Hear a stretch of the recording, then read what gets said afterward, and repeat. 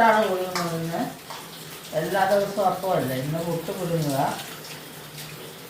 പുട്ട്, തേങ്ങ, ഇത് എണ്ണ വിട്ടിടണം.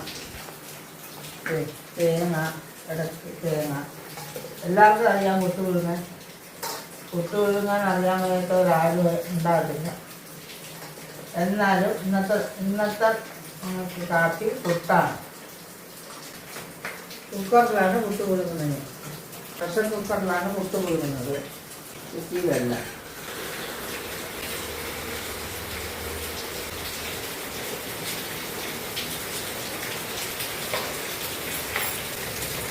അതെ,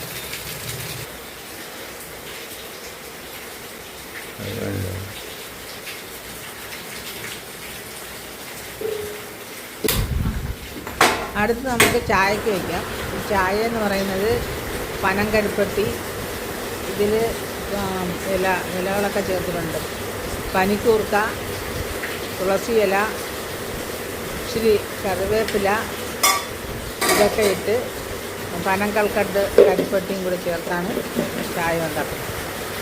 അപ്പോൾ ആ ചായ ഇന്ന് തിളക്കട്ടെ. തിളച്ച് കഴിഞ്ഞ് നമുക്കെടുക്കാം.